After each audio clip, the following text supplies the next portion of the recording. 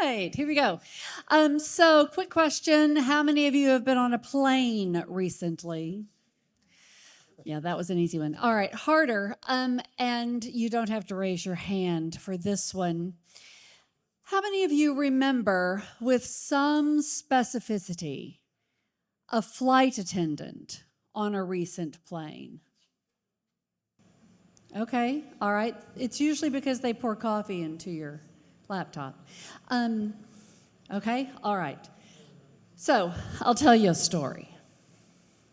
I was on a plane a while back coming home from a business trip. And after the flight attendant had done the requisite seats and tray tables fill up locked right position, she started to sing. And this is what she sang. Happy trails to you until we meet again. Happy trails to you. Keep smiling until then. But she sang the whole thing. And I thought at the time what many of you are thinking right now, which was, okay. And then she said, that song was written by my grandmother for my grandfather's TV show. She was Dale Evans. He was Roy Rogers. We'll be landing just a minute. Welcome to Austin. And I teared up. Now, I am not a public weeper, so I have thought a lot about what it was about that moment that moved me literally to tears. What it was that so resonated with my own values about family, what it was that connected me to this deep pool of meaning in my own history. Because I used to sit on the couch with my mother watching Roy Rogers, Dale Evans movies in reruns in black and white. What it said about her professionalism, because let's face it, the primary purpose of a flight attendant is to ensure that 300 people sealed in a metal tube moving at 500 miles an hour through the air do not lose their minds.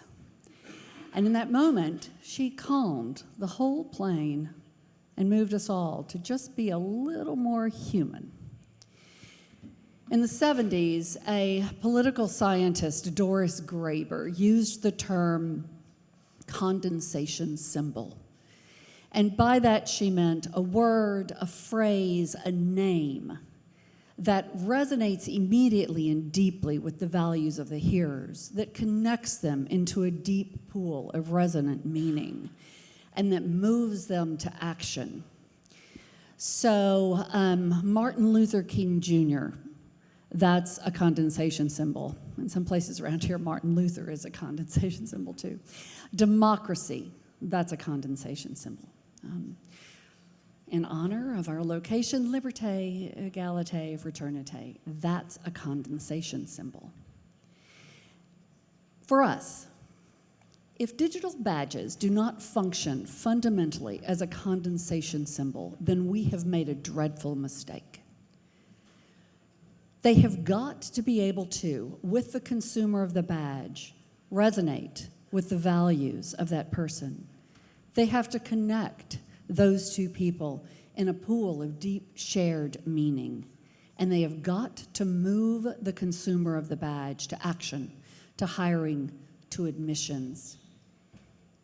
They have got to make a human connection. And if we reduce individuals to a stack of skills, something mechanized and automated, and expect that that's going to do what we really hope that it will do, which is open opportunity, then we're just fooling ourselves. I don't know exactly how to make sure that digital badges are condensation symbols in their function, but I think that you might. If you could get that done before tomorrow, close of business, that'd be awesome. All right. In the meantime, though, happy trails to you.